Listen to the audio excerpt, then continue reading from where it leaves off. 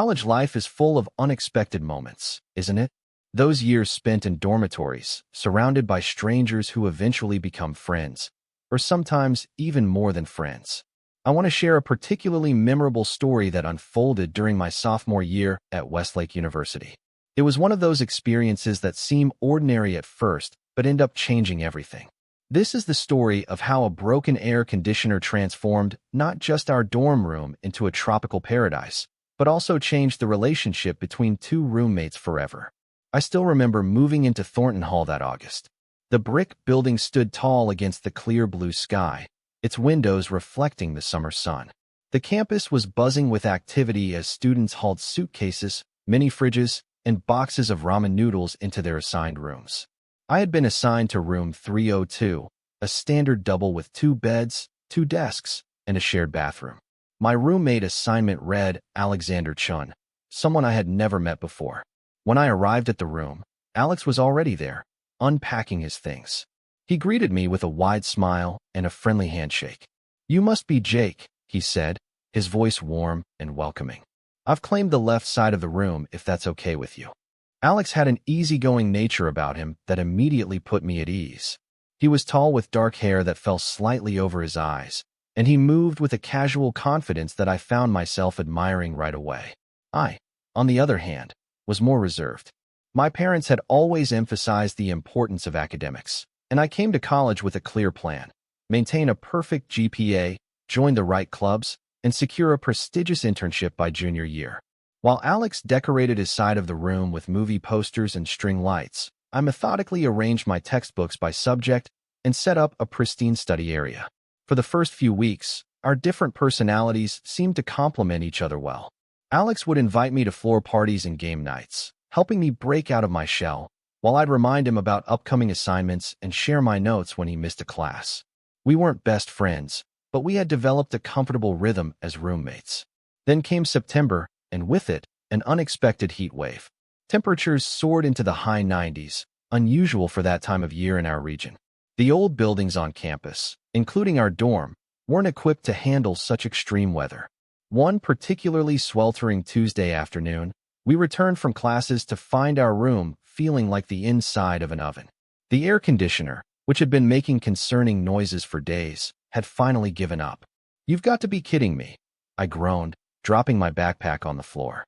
Sweat was already forming on my forehead, and my button-up shirt clung uncomfortably to my back. "How are we supposed to live like this?" Alex, ever the optimist, shrugged and opened the window, though it did little to alleviate the stifling heat. "Look at it this way," he said, wiping his brow with the back of his hand. "We're getting a free tropical vacation right in our room. All we're missing is the ocean and some palm trees." I couldn't help but laugh at his perspective. That was Alex's gift, finding humor in inconvenience, seeing opportunity in challenges. "I don't think I packed for a tropical getaway," I replied, loosening my collar.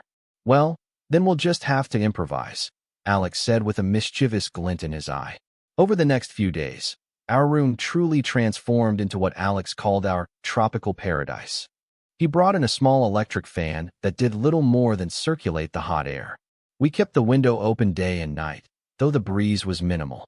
Our mini fridge was stocked with cold drinks, and Alex even found a small inflatable palm tree at a dollar store, which he proudly displayed on his desk.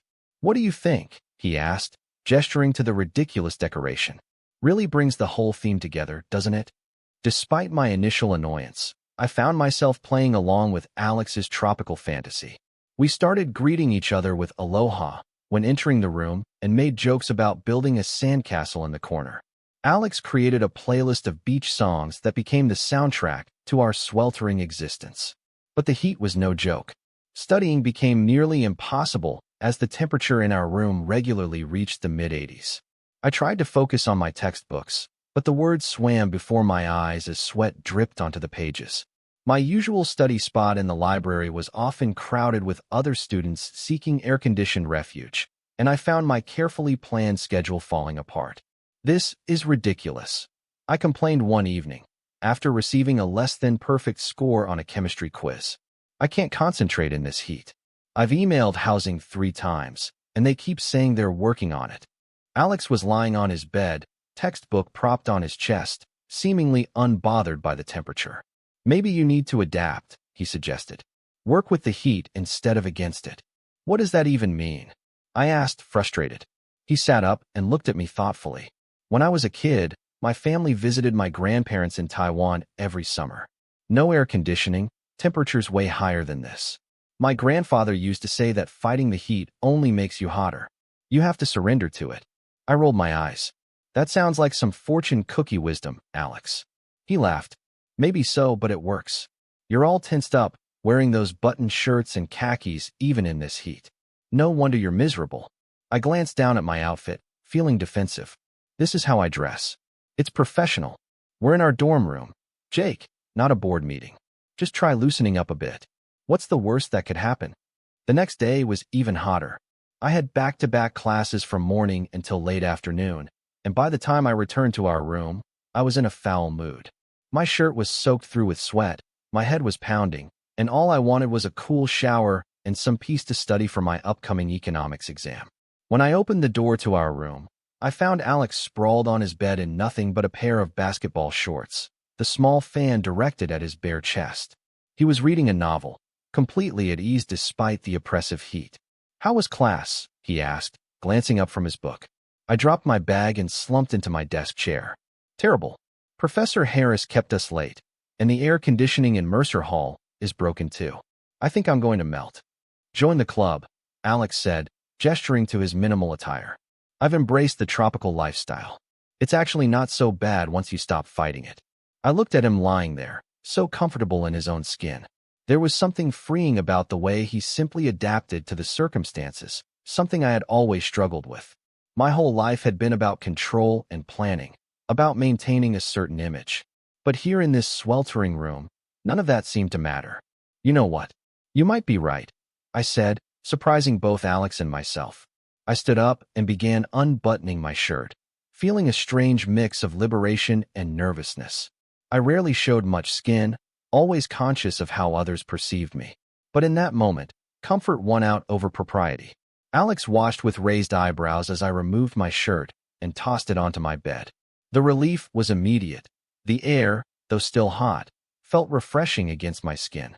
Look at you, breaking free from the constraints of society, Alex teased. But his smile seemed different somehow, warmer, more appreciative. I laughed, feeling a blush spread across my cheeks that had nothing to do with the heat. Don't get used to it. As soon as the AC is fixed, I'm back to my normal self. That's too bad, Alex said quietly, his eyes lingering on me for a moment before returning to his book. The tropical Jake is kind of fun. Something shifted between us that afternoon. A barrier had come down, not just in terms of clothing, but in how we related to each other.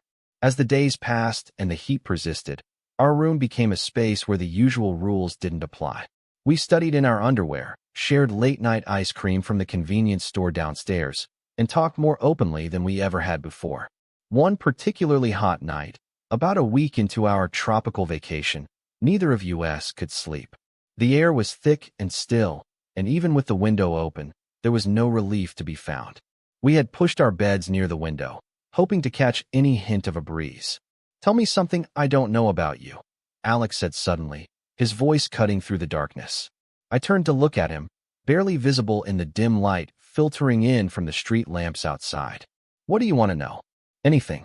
Something you don't usually tell people.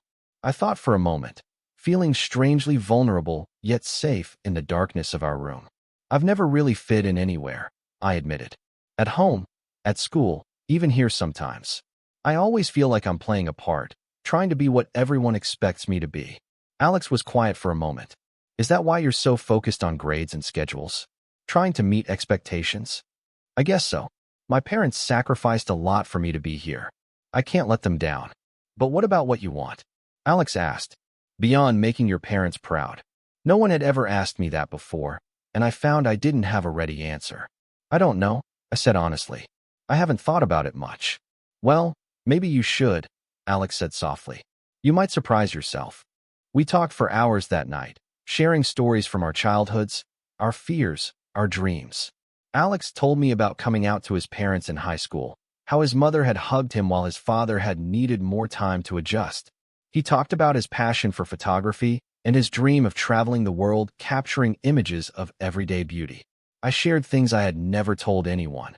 My secret love for writing poetry, my fear of disappointing others, and my confusion about my own sexuality, something I had been questioning but never acknowledged aloud. I've never told anyone that before, I whispered after confessing my uncertainty.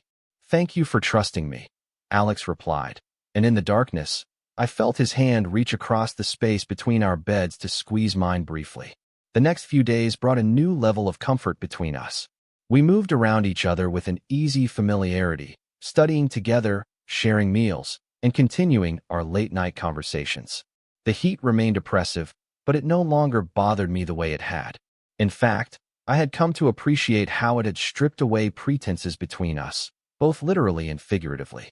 On Friday night, about 2 weeks into our air conditioner saga, Alex suggested we make the most of our tropical vacation with an impromptu dorm room party. Just the two of us, he clarified when I looked skeptical. We'll get some drinks, make a fort with the sheets, pretend we're on a beach somewhere far away from economics textbooks and chemistry labs. The old Jake would have declined, citing the need to study or rest. But the new Jake, the one who had been slowly emerging in the heat of room 302, found himself nodding enthusiastically.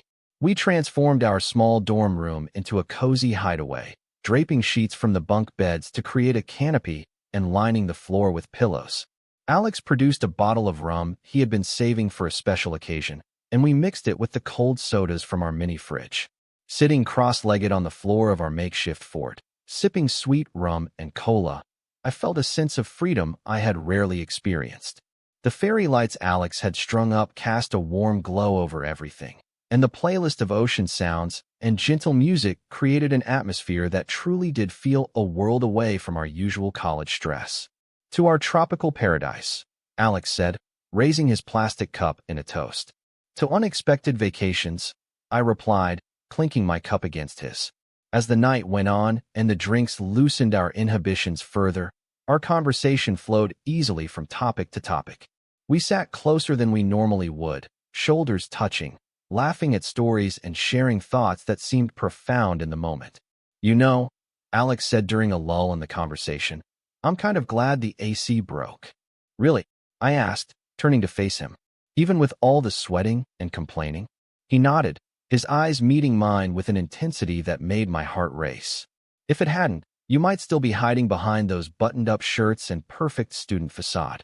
I like this version of you, the real Jake. How do you know this is the real me? I asked softly. Because your smile reaches your eyes now, he said simply. And because you're not trying so hard to be perfect.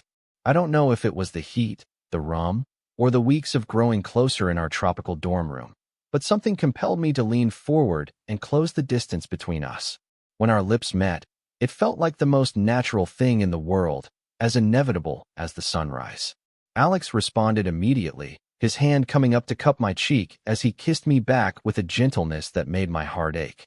When we finally pulled apart, both slightly breathless, he was smiling that smile I had come to adore. I've been wanting to do that since the day you took off your shirt and smiled for the first time, he admitted. I laughed, feeling lighter than I had in years. I wish I'd known. I would have stripped down sooner. That night marked the beginning of something new between us, not just as roommates or friends, but as two people discovering each other in ways neither of us had anticipated.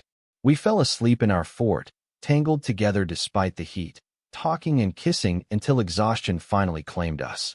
Ironically, the maintenance crew fixed our air conditioner the very next day. A technician knocked on our door early Saturday morning, apologizing for the delay and explaining that they had needed to order a special part. Within hours, cool air was flowing through our room again, dispelling the tropical atmosphere that had become our reality. As we dismantled our fort and returned the room to some semblance of normalcy, I worried briefly that the magic of the past 2 weeks might disappear along with the heat. Had what happened between us been merely a product of extraordinary circumstances?